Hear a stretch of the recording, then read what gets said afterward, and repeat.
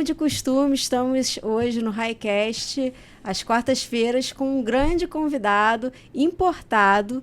Ele é jornalista, ele é documentarista, escritor e estudioso das questões do Oriente Médio. Estamos com Henrique Zimmermann. Muito obrigada por vir. Um prazer estar com vocês, Nelly. E a gente tem muito que discutir, não só acerca do Oriente Médio, mas acerca de jornalismo, acerca de como transmitimos informação. Você veio para o Rio para quê? Conta pra gente.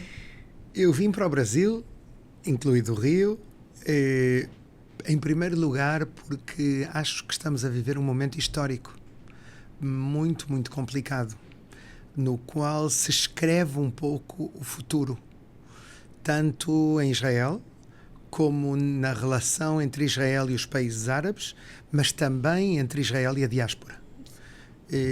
8 milhões de pessoas que vivem fora de Israel e que muitos deles descobriram a sua identidade de novo a raiz do 7 de outubro.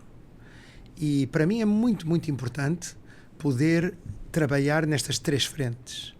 Ou seja, vir aqui ao Brasil, primeiro estivemos em São Paulo, depois em Brasília, com contactos importantes em Brasília, e agora aqui, através do IBI, o Instituto Brasil-Israel, eles tomaram a iniciativa e me convidaram, e eu não duvidei em nenhum momento. Havia só um problema de agenda, como sempre, mas conseguimos encontrar o tempo. Quando uma pessoa quer, consegue.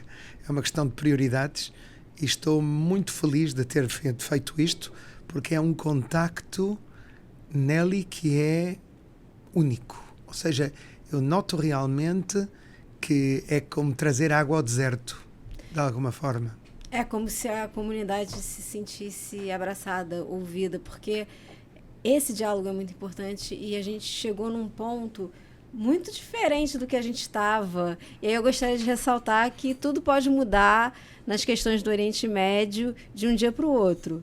Então, em que momento nós estamos? Vamos situar o nosso público, os nossos ouvintes, os nossos espectadores. Nós estamos depois da maior tragédia da história de Israel em quase 77 anos de vida. Estamos depois, 16, 17 meses depois, de um evento, 7 de outubro, que mudou a história, que tem um antes e um depois, que nada voltará a ser igual e que os teus netos, Nelly, vão falar dele quando já forem como pessoas eu falava crescidas. Do Holocausto com os meus avós e com meu pai e minha mãe. Aleph Bet Yoshua, o grande escritor, definia isso, dizia: o Holocausto é um evento histórico no qual, conforme nos afastamos dele, a sombra é maior. A mesma coisa vai acontecer com as grandes diferenças que há entre ambos os eventos no 7 de outubro. Eu penso que há ainda muitas coisas que aconteceram que não foram publicadas, que vão ser publicadas nos próximos anos, as próximas décadas, quem sabe, porque é um evento que mudou as percepções. Não é uma guerra mais. Israel teve muitas guerras. É uma guerra que pode trazer muitas sombras, muitos perigos, muitos riscos, mas pode trazer algumas luzes também importantes para o futuro. Pode mudar a situação geopolítica, geoestratégica do Estado de Israel quando nos vamos aproximando aos 100 anos. Eu penso que de aqui a 2030 vamos ver mudanças importantes do ponto de vista estratégico na relação entre Israel e a Arábia Saudita, na continuação dos acordos de Abraão e, quem sabe, também no tema palestino, apesar de que isso é sempre um pouco mais difícil, complicado. Porque eu fico pensando também muito na questão do recrudescimento do antissemitismo e das fake news. Eu não sei como é que isso é no Oriente Médio, ou na Europa, ou nos Estados Unidos, mas aqui o nosso povo e a imprensa são um pouco mais polarizados. E isso eu vejo como um ponto muito complicado de comunicação, literalmente, e isso gerando desinformação, gerando ódio e ignorância. Muitos de nós enganamos-nos e pensamos que o antissemitismo era uma coisa superada, relativamente. Que havia bolsos de antissemitas, ou seja, pequenos margens de pessoas que não tinham abandonado o antissemitismo, que não tinham entendido que já estamos no primeiro quarto do século XXI. E pensávamos com grande otimismo que, graças a Deus que o temos, e oxalá o tínhamos muitos anos, que isso já era uma coisa da história, era passé. E de repente vimos que um evento, justamente um evento como 7 de outubro, que na minha opinião é o maior atentado terrorista da história da humanidade, porque per capita o é. Mesmo se em números morreram mais no 11 de setembro nos Estados Unidos, se comparamos entre os dois países, é como se morressem 40 mil pessoas assassinadas, violadas, queimadas, metidas no micro-ondas, tirados fetos das barrigas das suas mães e ser mortos. Não quero ir mais longe. As coisas que eu vi no sul de Israel no dia 11, 12 de novembro, quando me permitiram entrar, são coisas que vão estar comigo o resto dos meus dias.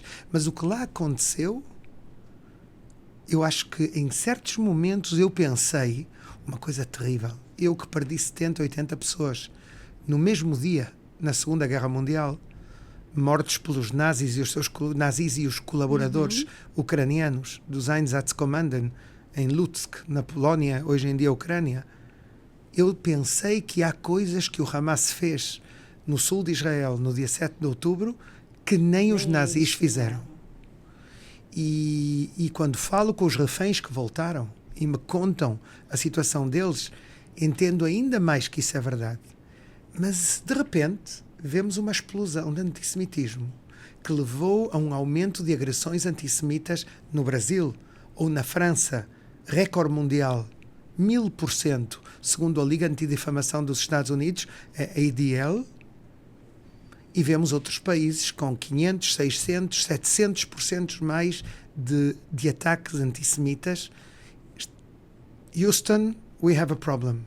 Isto é uma situação, é um problema que, a longo prazo, é um problema terrível, que vai afetar 8 milhões de judeus na diáspora, que nos afeta a nós, quase esse número em Israel, um pouco menos.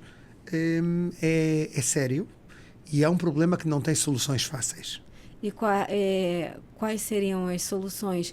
Eu penso muito na questão do diálogo, da educação, mas em tempos, eu não sei se o senhor concorda comigo, em tempos de redes sociais, o diálogo fica muito convoluto, porque as pessoas falam o que querem, e não fazem um fact-checking, eles não buscam a verdade. No jornalismo a gente tem a coisa do ineditismo, mas agora a gente também tem a coisa da rapidez, não só de ser inédito, a gente tem que ser rápido ao dar o furo. E talvez nesse momento muitas coisas fiquem perdidas, muitas informações.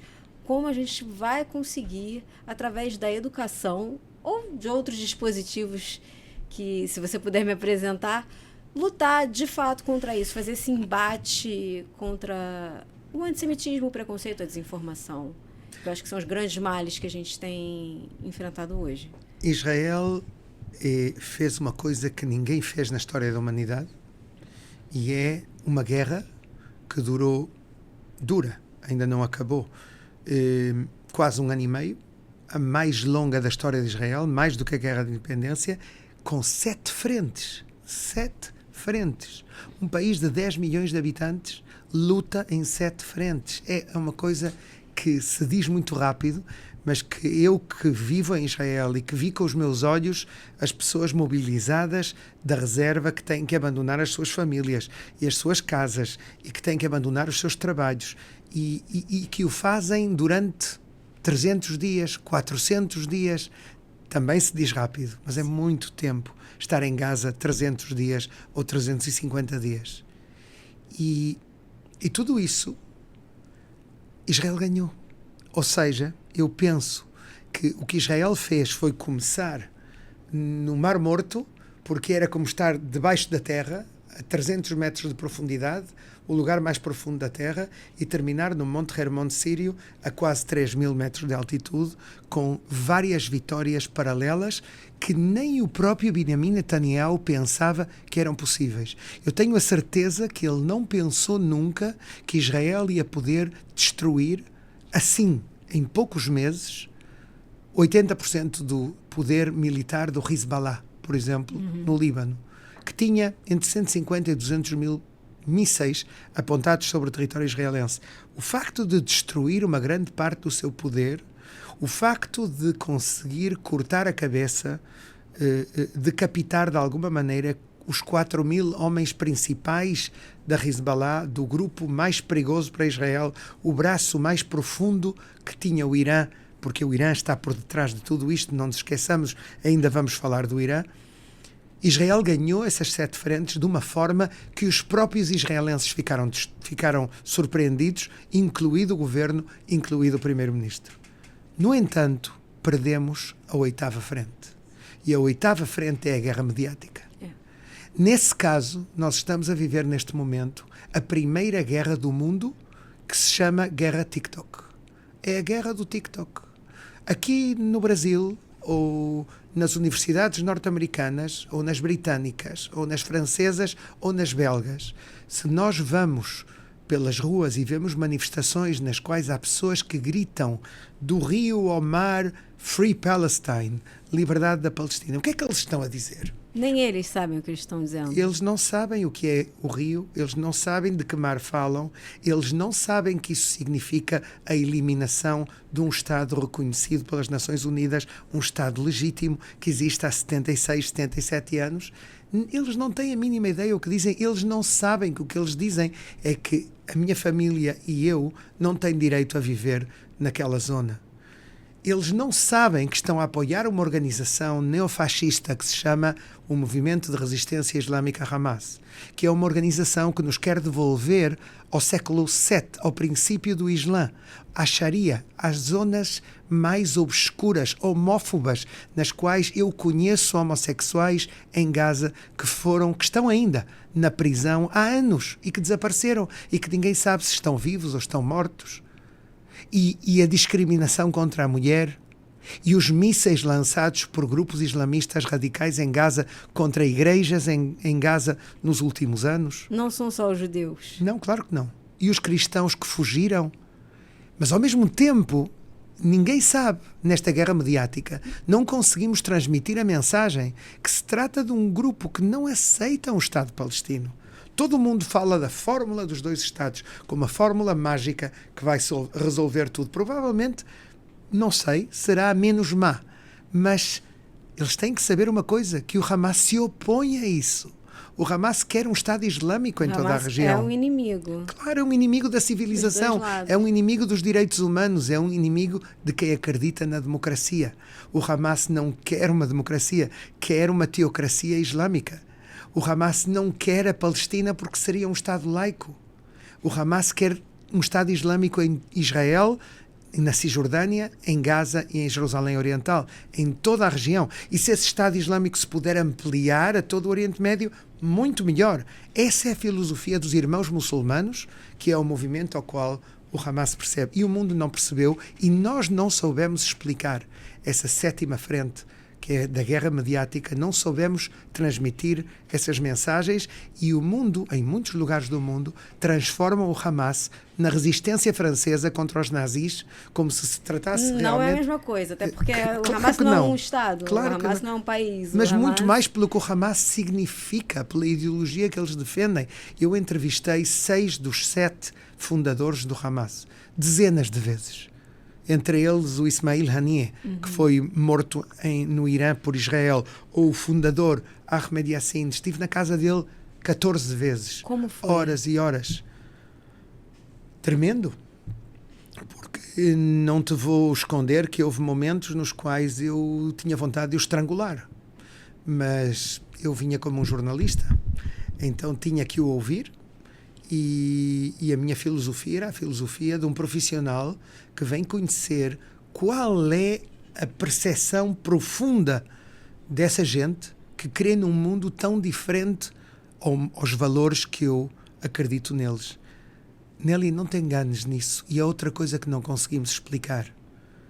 Não há outra democracia num raio de milhares de quilómetros à volta de Israel, entre a União Europeia e o Japão. Não existe. Israel é uma coisa muito exclusiva, com debilidades, com problemas.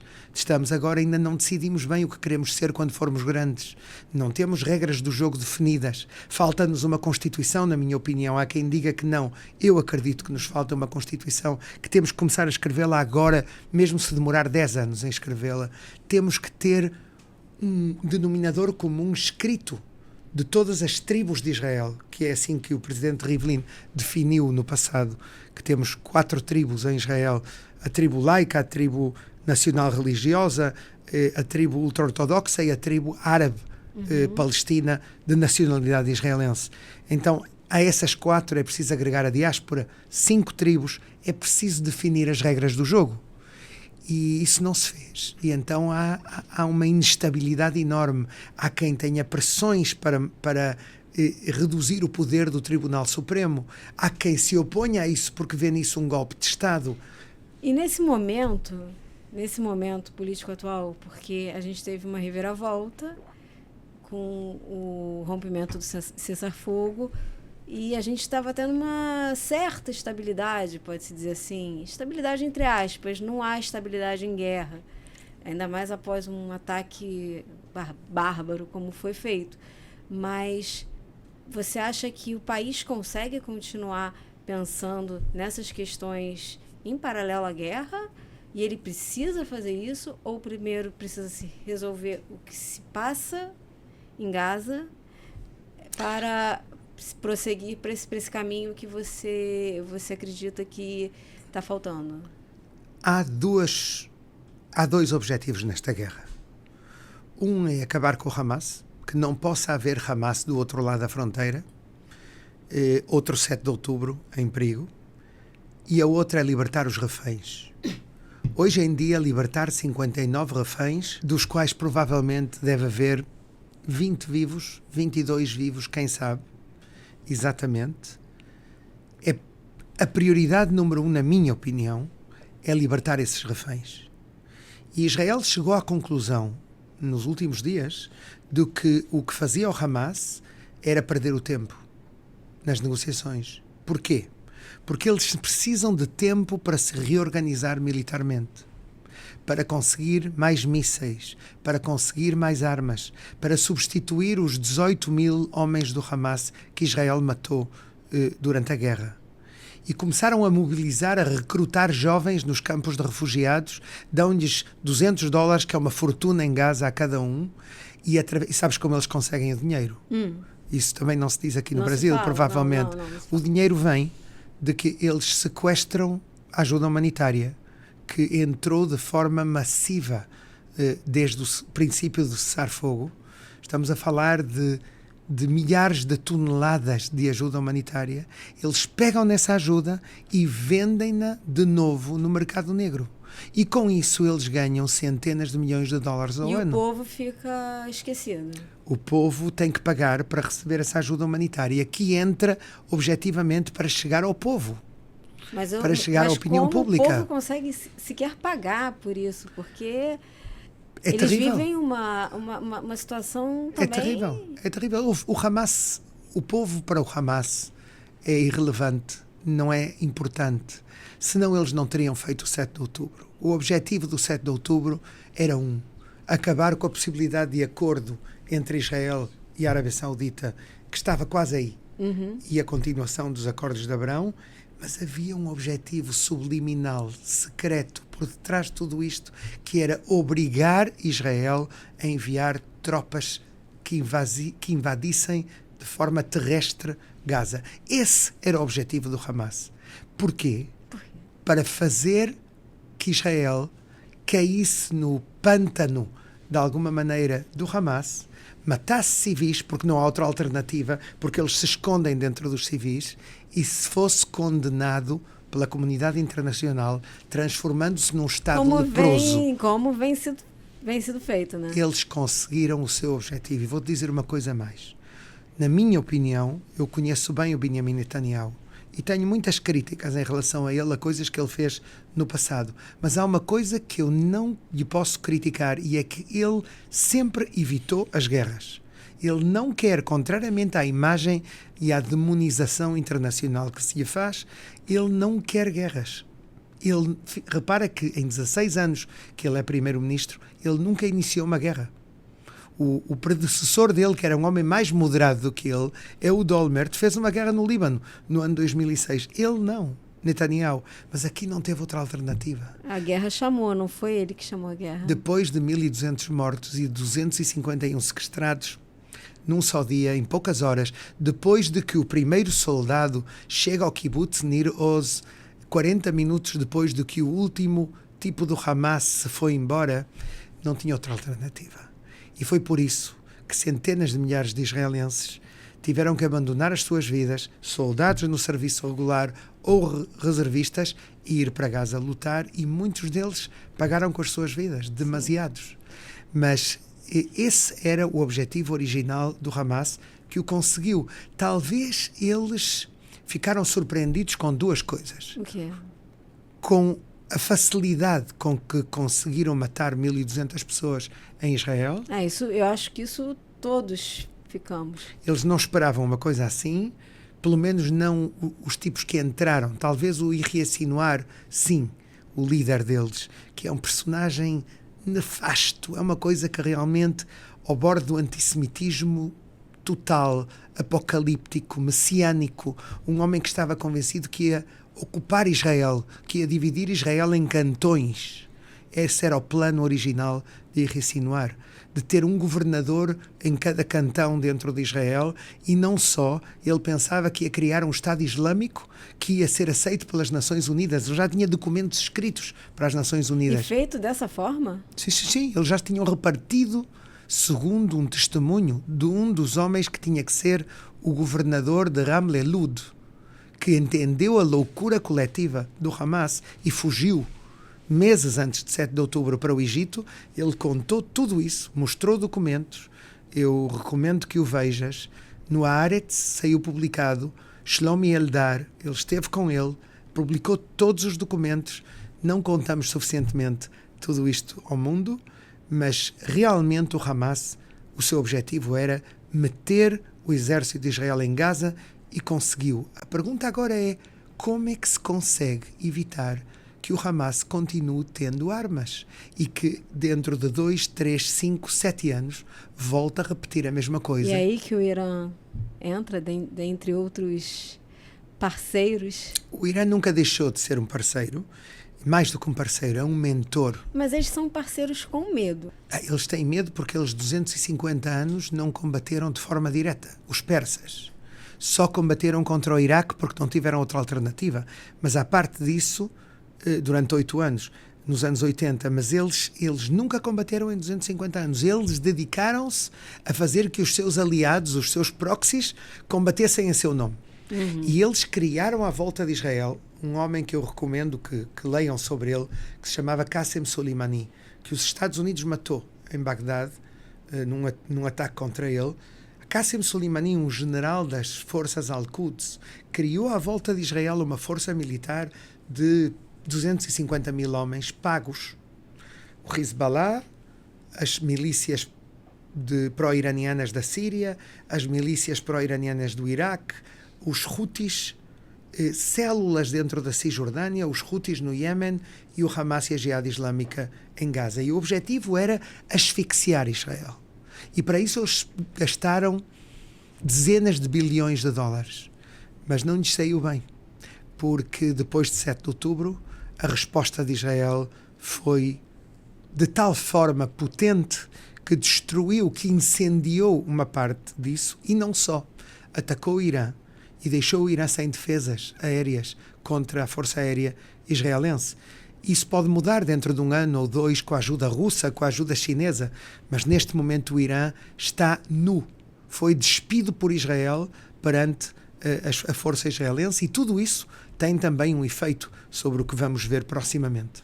O que você acha que a gente vai ver? Porque o cenário a gente achava que finalmente a gente estava se encaminhando para um período de maior tranquilidade. É lógico, longe de qualquer resolução, mas eu não consigo imaginar agora, a curto prazo, até médio prazo, alguma resolução satisfatória 100% ou próximo disso para esse conflito.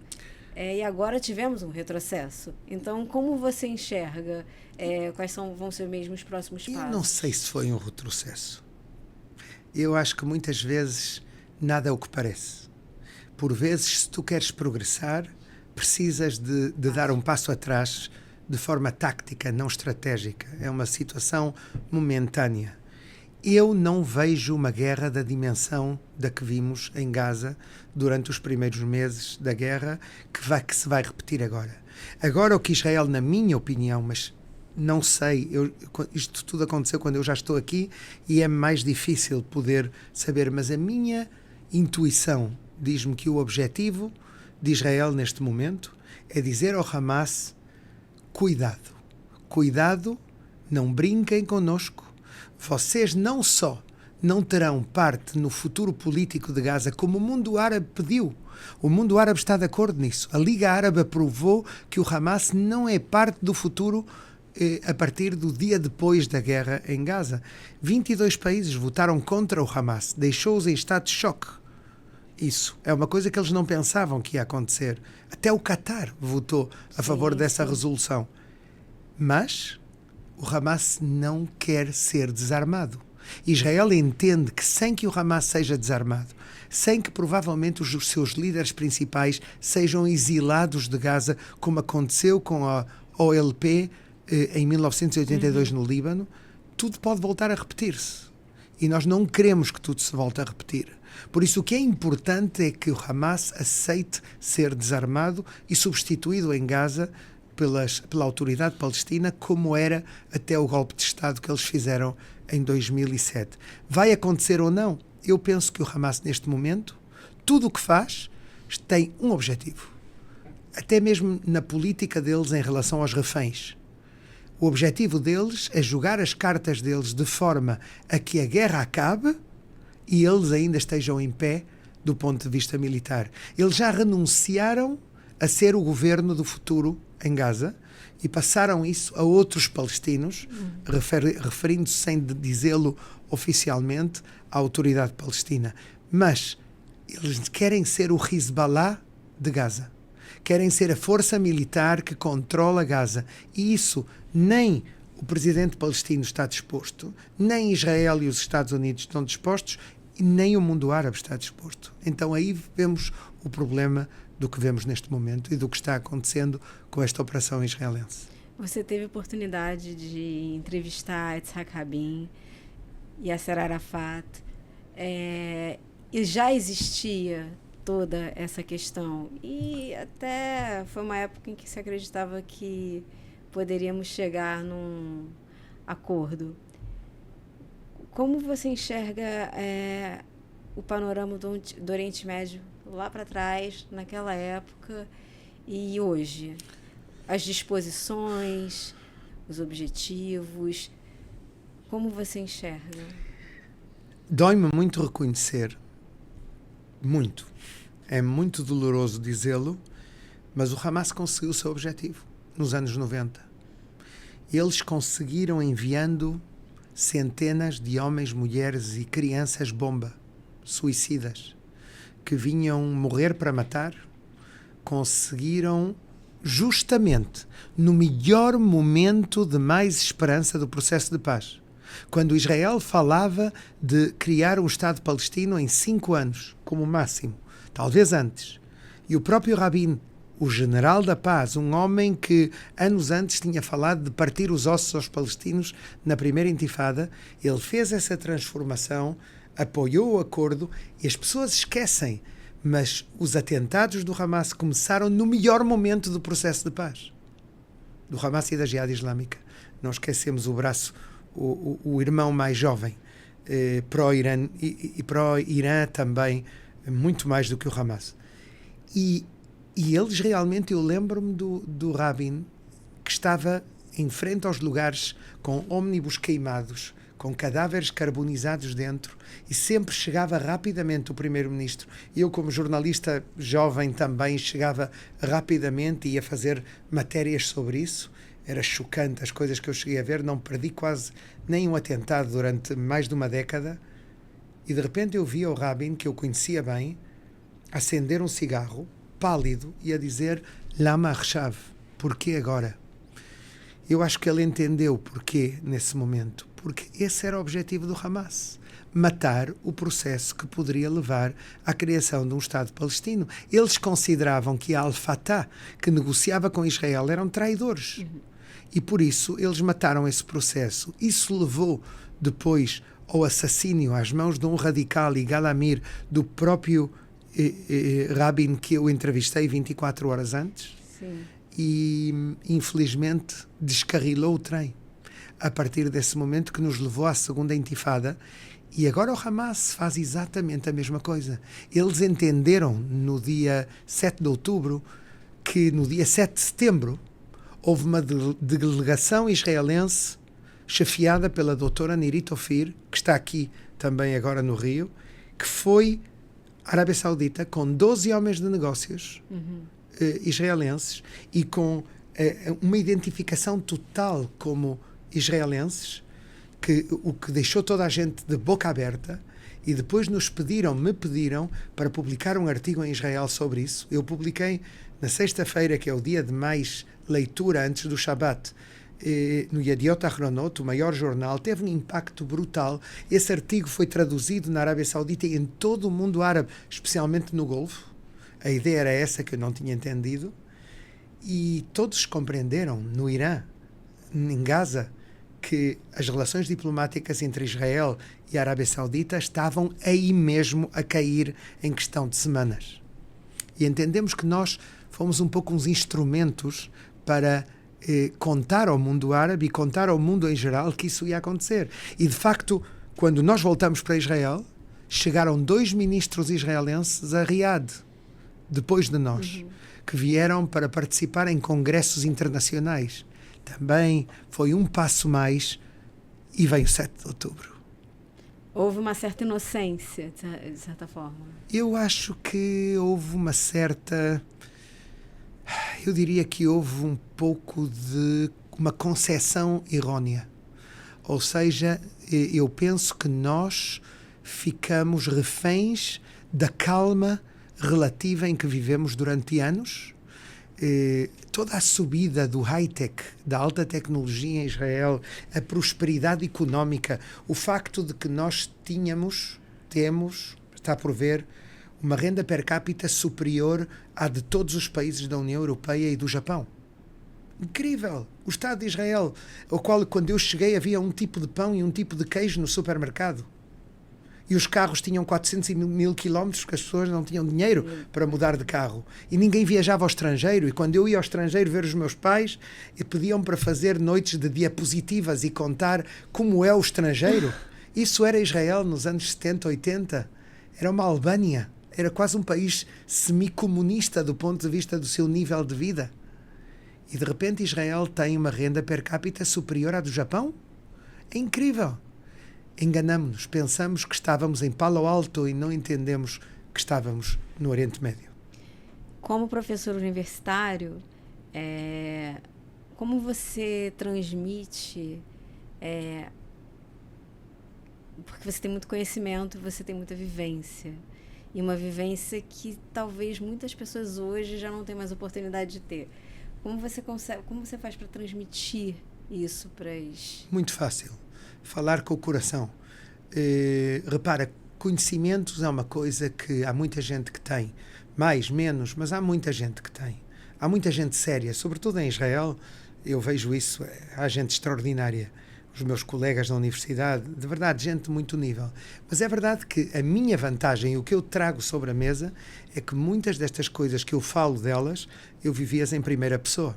Sim, isso faz toda a diferença. E é por isso que os meus cursos na universidade são bastante populares. E há muita gente que vem, porque eu não cito artigos académicos só, escritos por outros, senão que conto a minha própria experiência e mostro-a. E isso tem um efeito totalmente diferente. E quais foram as experiências assim mais desafiadoras que moldaram você como profissional, como ser humano ao longo da sua jornada? Porque é uma jornada impressionante.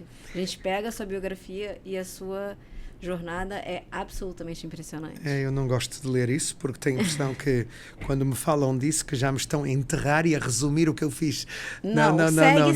Segue sendo. Eu sinto-me que estou no meio do jogo ainda, quero acreditar nisso e que ainda estamos num momento muito, muito importante. Olha, são tantos que eu não sei por onde começar, porque realmente há momentos tão complicados, há momentos tão alegres e tão tristes dentro de tudo isto. Eu devo dizer-te que a primeira vez que cheguei à Arábia Saudita foi um momento muito particular. Outro momento muito particular. Há os momentos clássicos dos quais eu já falei muitas vezes, como por exemplo a última entrevista com Yitzhak Rabin, quando eu lhe pergunto... Foi um momento, aquela fotografia que fizemos antes da entrada do Shabbat, no dia 3 de novembro de 1995, e está a data na fotografia, a minha equipa e eu. O Shabbat ia entrar e ele tinha medo que o governo caísse, porque os partidos ultra-ortodoxos se o apanhavam no carro em Shabbat, era um escândalo. E teve a gentileza de ficar uns minutos mais e fazer a fotografia connosco. E essa fotografia passou a ser, para mim, histórica totalmente, quando eu entendi no dia seguinte. Mas isso eu já falei muitas vezes. Eu quero falar do futuro. Era isso que eu ia te perguntar. E o futuro é isso, é o Golfo. É a possibilidade de nós conseguirmos ampliar os acordos de Abrão. Que me recebe o presidente dos Emirados Árabes Unidos, Mohammed bin Zayed, um dos homens menos conhecidos fora do Oriente Médio, mas de mais influência, na minha opinião, do new design, de todo este Oriente Médio que se está neste momento a desenhar. Estamos a escrever história agora, Nelly. Agora está-se a escrever. Agora está-se a definir, até com a ajuda do Trump, não do Trump, senão da sua equipa, está-se a definir o que provavelmente os meus filhos e os meus netos vão viver. É muito, muito importante este momento. Então, quando eu chego a algum palácio, sem nomes, em Riad, e me recebem, e alguém me pergunta: então vocês atacaram o Irã? Porquê é que não destruíram todos os centros nucleares do Irã? Porquê é que não aproveitaram? E 10 minutos depois de eu sair do palácio, vejo um comunicado do Ministério dos Exteriores da Arábia Saudita que condena Israel por ter atacado o Irã. Ou seja, temos que entender que é uma cultura diferente, temos que ser capazes de trabalhar em muitas vozes. Eu digo que a nossa diplomacia israelense ainda é muito europeia, ainda é muito branco-negro, ainda é muito naive, muito inocente em muitos aspectos. Temos que aprender de alguns países. Os campeões disso são o Qatar, que são capazes de fazer o que se diz em hebraico, lirkod al kol hatunot, dançar em todos os casamentos, ter relações com todos, estar em todos os lugares. Isso que tem diria eu, um pedigree um pouco problemático em certos momentos, e são a sede dos irmãos muçulmanos, mas conseguem manter relações, e eles enganaram Netanyahu de forma direta. Netanyahu caiu numa emboscada deles também em alguns momentos, porque eu perguntei-lhe porquê, e ele disse-me: porque é o Qatar ou o Irã, e eu prefiro o Qatar. O Qatar tem um viés mais financeiramente de atrair turistas. O Irã não tem. Não, claro. E não tem essa estrutura. Então, é mais civilizado, digamos assim. Sim, a relação é mais civilizada. Sim. O emir deles disse-me uma vez: nós e vocês somos a mesma coisa. Exato. Países pequenos rodeados de inimigos. Eu disse: não é exatamente. Porque Israel não é a sede de grupos como os irmãos muçulmanos ou Hamas. Israel é outra história. Ele disse: sim, mas temos que colaborar, temos que... O que te quero dizer é que neste momento é um momento realmente importante. No Qatar tive reuniões fascinantes, que algumas delas ainda não chegou o momento de contar, mas tudo é muito delicado, porque se há coisas que se publicam, em primeiro lugar, provocaria um choque internacional enorme. A realidade de verdade supera toda a ficção. Há encontros que acontecem que por vezes te perguntas, isto é verdade ou eu sonhei nisto? É possível que estas coisas aconteçam? E um dia a gente vai conhecer essa história ou vai ficar enterrada pela... Vai depender das circunstâncias. Há coisas que eu já contei e há coisas que não sei se algum dia vou poder contar, mas não sou só eu, porque a minha experiência demonstra-me, Nelly, que deve haver outras coisas que eu não sei que acontecem, coisas fascinantes, fascinantes. Tu imagina o que é, por exemplo, encontros entre generais israelenses e generais iranianos, de 1h30 a jogar cheshbesh e falar e beber café juntos e conversar. Essas coisas possivelmente aconteçam, por vezes, em algum lugar do mundo, do planeta. A gente só não sabe disso. Só que ninguém sabe disso. Eu conto isso porque, concretamente, isso já foi publicado em algum lugar, mas só conto o que foi publicado, mas quero dizer, nada é o que parece. E quando eu leio os mídia ocidentais de muitos países, entre eles aqui no Brasil, e vejo certos comentários, penso, meu Deus, isto o que é? Ignorância? Talvez, não toda muita gente tem que saber realmente o que acontece. Até e Israel está, coisas que a gente não sabe. Israel está muito longe. Sim. É verdade, o Oriente Médio está muito longe daqui. Mas é ignorância ou são estereotipos? Ou é tentar golpear os judeus uma vez mais? E tentar mostrar que os protocolos dos sábios de Sião são verdadeiros de uma maneira ou de outra? Por vezes penso que deve haver de tudo. Deve haver gente que o faz de forma inocente pela ignorância e há gente que está continuamente a tentar na guerra propagandística, nesta guerra do TikTok. Eu chamo-lhe jornalismo McDonald's. É o jornalismo instantâneo. Instantâneo de pouca qualidade. De pouca qualidade é dar-lhes um elogio fantástico. Ou seja, realmente o grau e a qualidade é uma vergonha do ponto de vista ético. Eu não paro de dar palestras na Europa, sobretudo, também às vezes nos Estados Unidos, sobre esse tema, que eu me sinto envergonhado como jornalista de ser parte dessa classe quando por vezes leio certos produtos de alguns profissionais que ninguém pensa que são gente ignorante e que dizem coisas e escrevem coisas que já não são fake news. É muito mais do que fake news. É teoria da conspiração. Exatamente. E é uma falta de compreensão total e absoluta de uma coisa básica, Nelly. O que aconteceu no dia 7 de outubro é tudo menos uma guerra entre Israel e o Hamas. É a volta da Guerra Fria global ao século XXI, depois de alguns anos de interrupção, depois da caída da União Soviética. O que nós vemos neste momento é que há 3 coalizões, uma esfiada pelos Estados Unidos, outra esfiada pela China, que inclui a Rússia, que inclui o Irã, que inclui a Coreia do Norte, e a dos Estados Unidos, todos sabemos quem, os países ocidentais, mas também países árabes. Sim. E Israel. E a terceira, esfiada pela Índia, mas é outra história, é o Poor South. Mas estas 2 primeiras voltam a ter uma guerra fria extremamente importante, extremamente significativa, que nos vai acompanhar nos próximos anos. E o que aconteceu em Gaza é parte disso. Foi motivado e empurrado pelo Irã, ou seja, pela Rússia, ou seja, de alguma maneira pela China. E Israel não está sozinha nisso.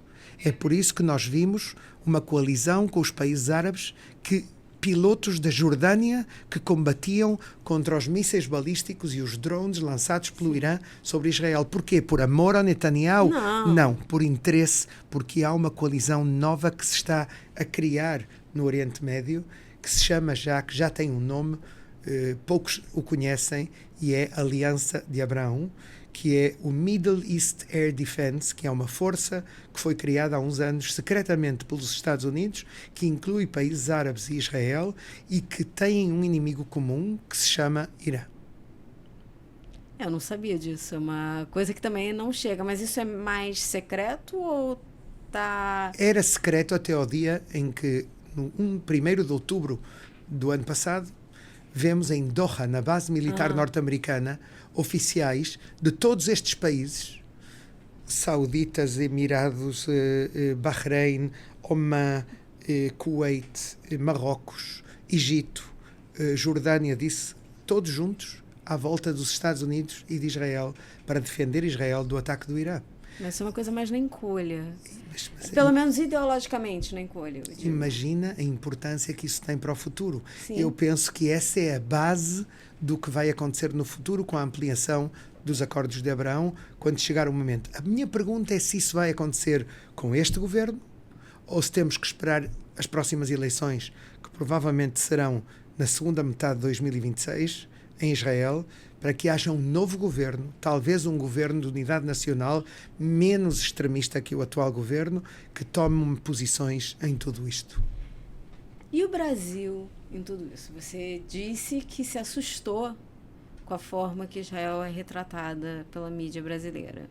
E a diplomacia no campo, na esfera federal, também se encontra um pouco estremecida. Enquanto aos mídias no Brasil, eu não quero pecar de generalizações. Não, claro. Porque há de tudo. Obviamente há de tudo. Eu falei aqui com jornalistas, estando aqui, com gente que li os seus trabalhos, há grandes profissionais.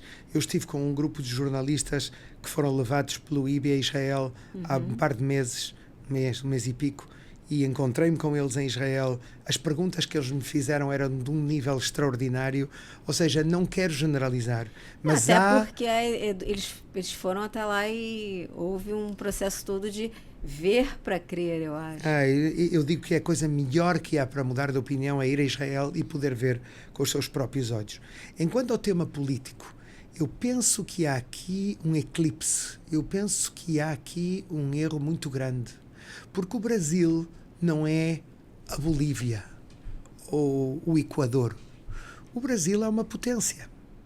O Brasil é um país que tem aqui um tesouro que muito poucos têm hoje em dia no mundo, e é uma comunidade árabe e uma comunidade judaica que não são inimigos, que por vezes até são sócios, que colaboram, que há amigos das duas comunidades. Isso é uma coisa única, é um tesouro que realmente não existe em muitos lugares do mundo hoje em dia. A Europa hoje em dia é uma explosão de tensão, xenofobia, étnica, ódio, de racismo, de antissemitismo, de islamofobia, de tudo. 54 milhões de muçulmanos dentro da Europa hoje em dia é um problema muito sério que está a levar a extrema-direita ao poder. Em 6 países já estão no poder e há outros países que vão estar nos próximos anos com a extrema-direita no poder. Talvez a França também, ou a Alemanha com o segundo partido maior, sim, um partido com fontes neonazis. Tudo isto, o Brasil é diferente na medida em que aqui é uma realidade diferente. Há aqui uma comunidade árabe muito importante e há uma comunidade judaica muito importante. E no meio disto tudo, o Brasil adota posições, na minha opinião, muito, muito parciais. E a mensagem que eu quero dar, se há alguém, dei já em Brasília, mas quero dar aqui, é que para ser pró-palestino não é preciso ser anti-israelense. Totalmente o contrário. Quem quer ser pró-palestino de verdade é alguém que cria pontes com o lado israelense, que cria empatia com Israel e com o povo judeu, que tenta entender os temores e os sonhos do lado israelense, porque só assim se pode ajudar os palestinos a aproximar-se à desejada paz e pôr fim ao conflito mais antigo da história da humanidade. E dei um exemplo muito concreto. Um amigo, hoje em dia é um amigo, que não é muito diferente do presidente Lula ou do António Guterres das Nações Unidas. Miguel Ángel Moratino chama-se. É socialista, foi ministro de Exteriores espanhol, foi enviado especial da União Europeia no Oriente Médio e é, na atualidade, o secretário-geral adjunto das Nações Unidas, chefe da Aliança de Civilizações. Ele, sendo um socialista, sendo um dos homens mais próximos que há no planeta aos palestinos, tem com eles uma relação próxima há décadas, ele mantém um vínculo contínuo com Israel. Ele dialoga com Netanyahu. Ele vem a Jerusalém com frequência. E ele até ajudou Israel, o governo de Netanyahu, no passado, a negociar com vários países árabes. Isso é muito mais efetivo. E o que me dói aqui nisto tudo, talvez porque eu sinto um vínculo, sabes que vou contar uma coisa que eu nunca disse, o meu avô e o meu pai e a minha irmã e a minha avó vieram para cá fim dos anos 60, princípio dos anos 70, quando eu era uma criança pequena, vieram para cá durante um ano para tentar criar aqui a sua vida. Eu poderia ter crescido aqui no Brasil, eu sinto aqui um vínculo muito forte, também pela cultura portuguesa de onde eu cresci. Para mim é essencial que o Brasil esteja à volta da mesa na qual se vai definir o futuro de uma zona tão importante como é o Oriente Médio. E já está a acontecer e por agora o Brasil não está lá. Eu acho que chegou o momento de que todos façam uma análise, pensem, respirem fundo e revisem as suas posições, começando pela posição do Brasil e também pela posição do governo de Israel. As guerras ideológicas não devem ferir o povo. O povo de Israel não é o Estado. O povo palestino não é o Hamas. Não podemos fazer essa... O povo de Israel não é o governo de Israel, é o Estado, mas não é o governo. Exatamente, exatamente. E isso é uma questão que é preciso entender. E nós judeus também não somos. Claro que não. Claro que não. Há de tudo. No Brasil, as pessoas às vezes me perguntam e falam assim, você? Eu falo, eu estou aqui. E há uma confusão do que é o judeu, do que é o israelense, do que é o Estado, do que é o governo. Eu dei uma palestra em Bruxelas, na União Europeia, e depois pediram para ir à comunidade judaica e fui. E dei uma palestra lá. E veio um menino, Daniel, que estuda na Universidade de Economia, 3º curso, e veio e diz-me, sabes o que é que me aconteceu? O senhor que traz o correio à minha casa viu que o meu sobrenome é Levi, e começou a apontar a casa, o endereço, começou a ver, a observar a nossa casa. Nós borramos o nome Levi da caixa de correio. E na universidade, tinha exames, estudei para os exames muito duro, e vem um tipo e diz-me, porquê é que vocês entraram em Gibalia com tanques e mataram palestinos esta manhã? E ele disse, eu estava aqui na biblioteca a estudar, o que é que eu tenho a ver com isso? Ou seja, como tu muito bem dizes, há uma confusão de conceitos total, que é parte do antissemitismo, que é parte do racismo, desta onda que nós pensávamos muitos que estava superada e que infelizmente vemos que ainda está muito longe de estar superada. Estamos em 2025, outubro de 2023 foi, enfim, marcante. E como você acha que vai ser 2025 para Israel? 2026, você falou das eleições, que provavelmente vão acontecer, mas e 2025? Eu vou dizer uma coisa que a mim me chocou profundamente. 3, 4 meses depois do massacre do Hamas, um amigo que é CEO, diretor-geral de uma grande empresa de alta tecnologia, que são quase um unicorn, ou seja, uma empresa quase de $1 bilhão, e eles vendem em todo o mundo, e um dos clientes deles tinha que receber um serviço por um ano, assinar em janeiro de 2024, assinar um contrato com a empresa como cada ano antes, de janeiro a dezembro de 2024.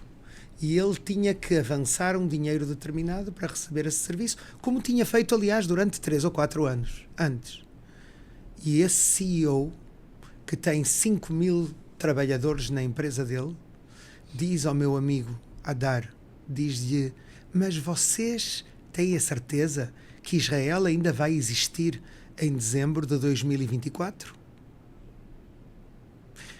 Isso mostra-te um francês. Nossa. Isso mostra-te o que alguns Fiquei até arrepiada aqui. pensaram, o que alguns pensam, e eu sinto defraudá-los. Não sinto nada, mas é uma maneira de dizer. Estou muito feliz de defraudá-los. Israel não estará só em dezembro de 2024, dezembro de 2025. Israel estará para sempre. Ninguém se vai ver livre do Estado de Israel. A resiliência extraordinária que a população de Israel mostrou, é a coisa melhor que aconteceu desde outubro de 23. Aqueles meninos que os nossos filhos que nós criticávamos por consumistas, por superficiais, por estar todo o dia com o telemóvel nas redes sociais, provaram que eles são uma geração muito melhor que a minha. Muito mais capaz, muito mais profunda, muito mais sacrificada, muito mais convencida, muito mais pluralista. E eu acho que esse é o grande segredo de Israel. E, portanto, eu sou otimista. Eu sei que vai haver momentos muito difíceis. Vai haver momentos muito difíceis, da mesma maneira que estivemos sempre. Mas nós temos hoje em dia um país que já não é um país pequeno, modesto, já não é a Albânia à qual eu cheguei. Quando era, sobreviveu a grandes... Totalmente. E vamos sobreviver. E eles que pensam que nós não passaremos dos 80 anos, esse é o pensamento do Irã, esse é o pensamento dos islamistas radicais, eles vão se defraudar profundamente. Eu quero estar lá nas festas de 80 e 81 anos e demonstrar-lhes que Israel está aí para ficar e que Israel continuará a ser a única democracia. Eu penso que este ano vai ser decisivo nela em muitos aspectos, porque temos que resolver o tema de Gaza, mas temos também que impedir que os nossos inimigos à morte, como é o Hezbollah, como é o Irã, voltem a crescer militarmente, voltem a supor uma ameaça. Não podemos permitir que se construa outro círculo de fogo à volta de Israel. Israel vai ter que reforçar o seu exército. Vamos ter que dar muito dinheiro de todos os benefícios que tem Israel do seu orçamento para a defesa, para os serviços secretos. Nós não estamos em Palo Alto, nós não estamos na Irlanda, nós estamos num bairro dos mais difíceis e problemáticos do mundo, de onde alguns gostariam de ver-nos debaixo do mar, afogados. E para poder sobreviver nessa zona é preciso lutar, mas ao mesmo tempo devemos tentar resolver os conflitos que temos com os nossos inimigos, que estejam dispostos a aceitar a nossa existência. Essa é a história. Neste momento, não estamos a debater pela fronteira de 47 ou 48 ou pela fronteira de 67. Neste momento debatemos pelo direito de Israel de existir. É um novo capítulo da nossa história. Totalmente. Já o disse Herzl, que era um gênio jornalista. Ele disse em 1897, no primeiro Congresso Sionista, disse: no futuro, o Estado judaico deverá convencer a humanidade, as diferentes sociedades, do direito de existência de um Estado de Israel, de um Estado judaico.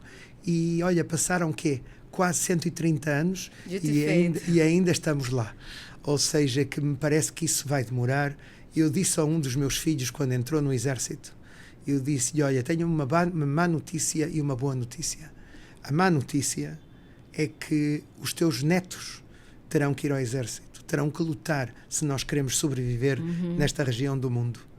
Mas a boa notícia é que vamos ter acordos com alguns dos nossos vizinhos que vão ser game changers, vão mudar a nossa realidade na região.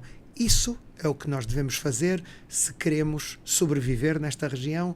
Por um lado lutar, mas ao mesmo tempo tentar criar coalizões com outros na região.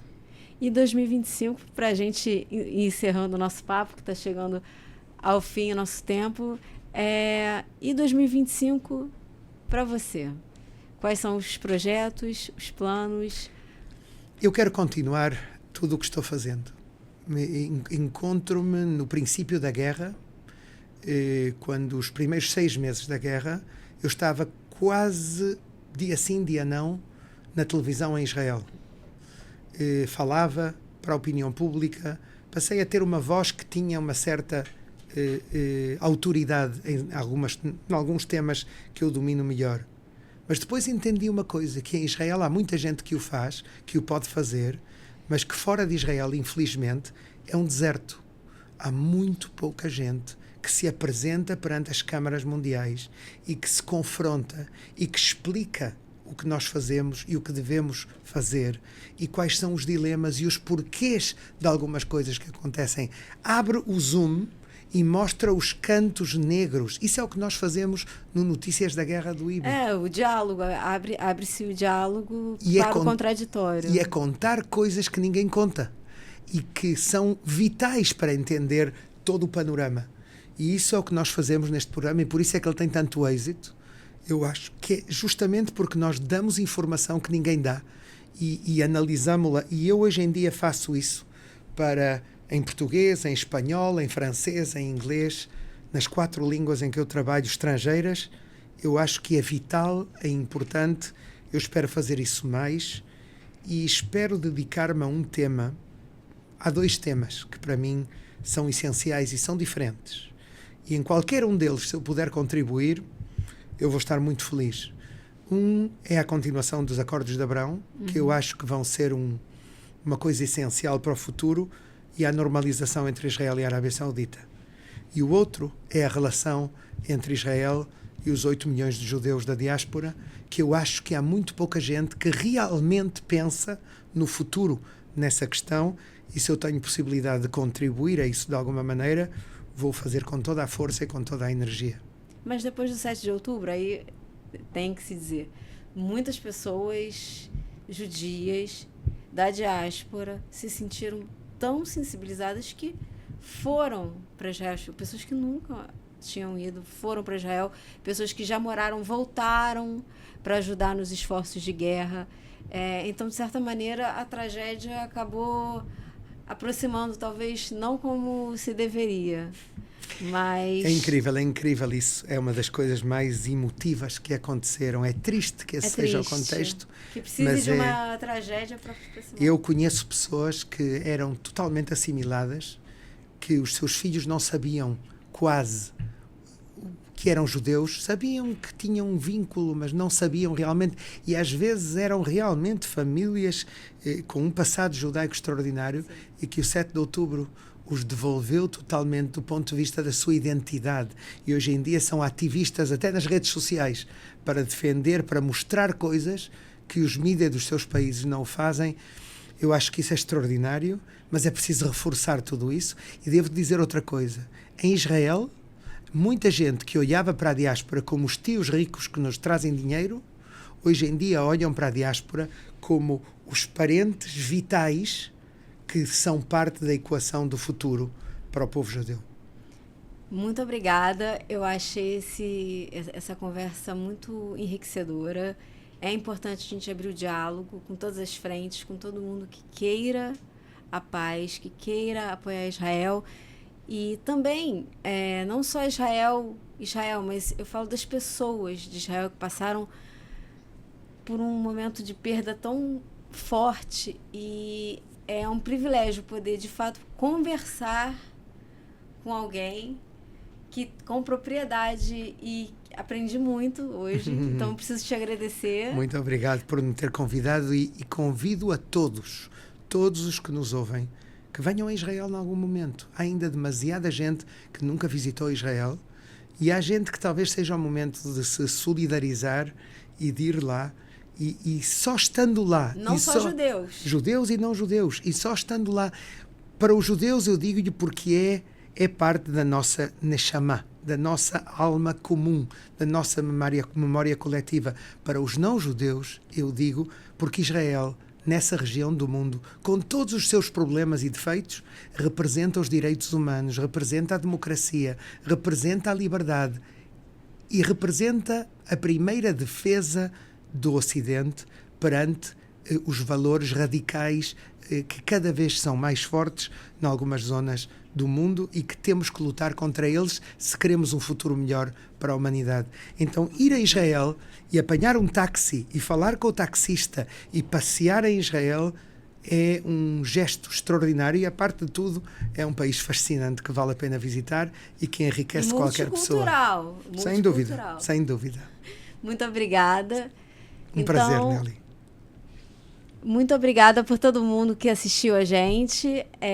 Foi uma conversa absolutamente enriquecedora. Eu fiquei, de fato, assim, muito feliz de poder trazê-lo aqui. E então fiquem ligados no nosso Highcast, curtam, compartilhem. Importante compartilharem esse bate-papo. Comentem aqui embaixo o que vocês acharem,